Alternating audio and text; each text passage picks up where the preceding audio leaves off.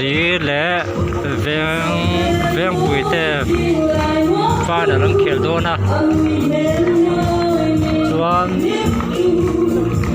oi tunai hian zai thiam em mai in tuna zai min oi mek ani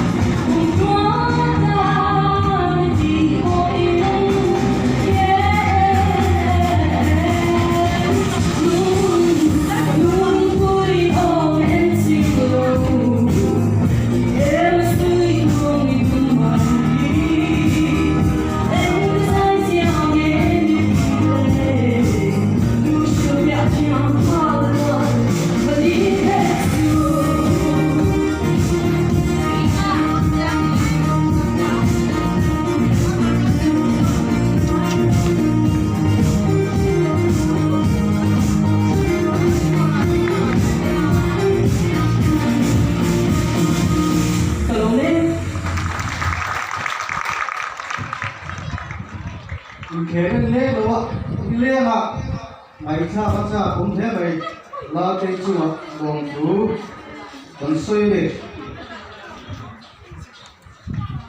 đuôi cột pin cái lâu ở tổ là crowd manner anh thì anh ta thì thằng tổ là thế vậy hay cái nào ra tụi anh ta xuống để là dài hơn chúa tụi này là sao đâu can đâu chọn đâu đó nè thằng chim cái sản xuất mai LDC akan suai tu deh, membership kita toy deh ni loh. Kalau mau biar teknologi loading sela, nasa tekin deh oh, Pusi Ramcia, Presiden LDC, West Indonesia, Vice President.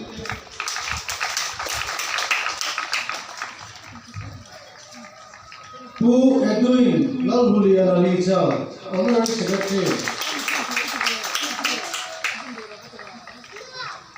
Bu Miliana, Joint Secretary. Bu Islam Muantala, Treasurer. Dan Committee Member, Boya Local Zamzam Teknoai.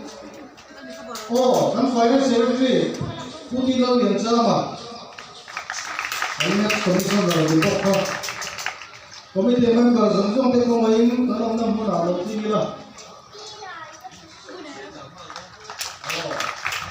Jadi CEO Matswala, Assistant Secretary ZAI kani, kuna CHUAN, dan Chief Guest Pulvizir Sama, CEM Light Autonomous District Council, pun lalu bertanggung deh.